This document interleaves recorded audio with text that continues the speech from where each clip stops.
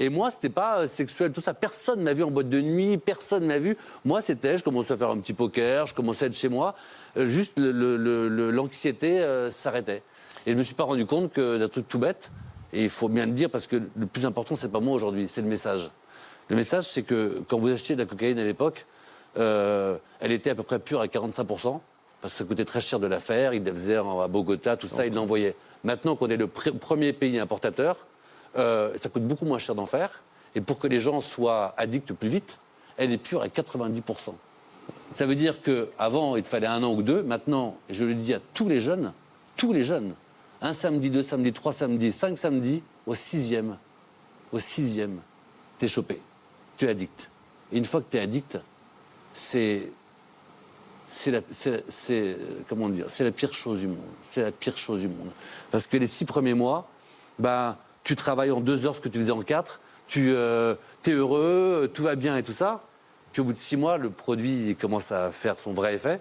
C'est-à-dire qu'en fait, il te met en dépression et t'en prends pour sortir de la dépression et te met en dépression. Et là, moi, ma boîte commençait à couler totalement. Je faisais 150 000 € de pertes. Et le matin, j'essayais de travailler et je me rendais compte que sans le produit, je ne pouvais même pas ouvrir un texto. Donc qu'est-ce que j'ai fait pour essayer de sauver ma boîte et de sauver ma vie? Parce que j'avais quand même 20 salariés. Ben, qu'est-ce que j'ai fait? En fait, parce qu'un jour, j'ai essayé de m'arrêter tout seul. Je me suis rendu compte que c'est ton cerveau veut, c'est pas ton ami. Donc ton cerveau, lui, veut son produit. Donc quand tu veux t'arrêter tout seul, t'es dans ton lit, tu n'as plus rien, et mais tu vas aux toilettes, tu as envie de mourir, ton cerveau, il te donne des coups de poing dans la gueule pour son produit. Et moi, je voyais que je n'arrivais plus à travailler et que la boîte coulait, et donc je recommandais du produit, ne serait-ce que pour travailler, que la boîte, tu vois, s'en sorte. Alors, tu as été placé en garde à vue dans le cadre d'une transaction de cocaïne. Ouais. Après, donc, tu as eu une injonction thérapeutique, c'est-à-dire que tu devais te faire soigner. Ouais. Tu l'as fait, ça? Ouais, je l'ai fait, mais ça, c'est pareil. J'ai envie de vous dire, c'est horrible, parce que j'ai vécu tout. J'ai connu, du coup, la police, j'ai connu la justice. Tu vois, du coup, à quel point c'est une catastrophe. Effectivement, un jour, il y a quelqu'un qui est venu chez moi. Ils l'ont suivi. Et au moment de la transaction, la police est arrivée. Et là, t'as 8 mecs qui arrivent et qui te mettent la tête sur ta moquette et qui te disent, à partir de maintenant, 19h45, vous êtes en garde à vue, t'es en jogging, t'as pas dîné, t'as rien.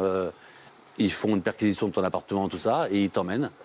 Et là, tu restes... je suis resté dans un cachot, mais un vrai cachot. Hein. Quand je te parle d'un cachot, c'est un truc qui fait 4 mètres carrés. Il y a un toilette turc. Devant, il y a une caméra pour être sûr que tu ne te fasses pas quelque chose. Donc, si tu es aux toilettes turques, tout le monde te regarde. On peut être 4-5 par truc. Moi, j'étais seul la première. Et là, t'es 20 heures dans un cachot. 20 heures dans un cachot. C'est à mourir. Et la nuit, j'entendais... Parce que la première garde à vue que j'entendais, la nuit, j'entendais des mecs qui arrivaient. Parce que la police, franchement, ce sont des gens très bien. Si tu te comportes bien avec eux, ils se comportent bien avec toi. Tu leur parles bien, ils te parlent bien. Vraiment... Mais les mecs arrivaient, enculé de flics, votre mère doit avoir honte et tout ça. Donc eux, ils s'ajustent. Et j'entendais, cachot numéro 4. Et j'entendais, non, il y a Delormeau. Ouais. Mais la deuxième garde à vue que j'ai faite, là, il y avait trop de monde. On a fait une deuxième. Ouais. Pourquoi la même chose? Parce qu'à la fin de la première garde à vue, je me suis dit, il faut que je fasse une cure de désintox. J'étais voir mon psychiatre. Ouais. Qui m'a dit il faut faire une cure de désintox pour que le produit s'en aille. Là, j'ai fait une cure de désintox 4 semaines dans une clinique. C'était horrible ce que j'ai vu. T'es dans une clinique, c'est une prison. Tu as une carte pour ta chambre. À partir de 21h, elle est démagnétisée. Tu ne peux pas sortir de ta chambre. Tu ne peux rien faire seul, mais rien. Il y a des portes, tu ne peux pas sortir. Tu es dans une prison. À 18h, tu dois dîner. À 18h10, tu n'as pas dîné, on t'appelle. Tu parles avec quelqu'un dans un couloir. Il y a un micro dans le couloir qui dit « Ne soyez pas 2 dans le couloir, pas 2 dans une chambre. » C'est une prison. On t'apprend à t'ennuyer aussi de temps en temps. On te demande de rester 5 heures dans ta chambre pour ne pas recommander et tout ça. Tu ne peux pas imaginer. Et quand tu arrives, les 3 premiers jours, pardon, j'ai la bouche sèche, les 3 premiers jours, ils veulent savoir si tu n'es pas agressif. Donc ils te mettent dans une chambre. Et pendant 3 jours, tu dois rester seul dans ta chambre. C'est une catastrophe. Et je veux juste te dire aux mères de famille, c'est à elles que je m'adressais. Vraiment.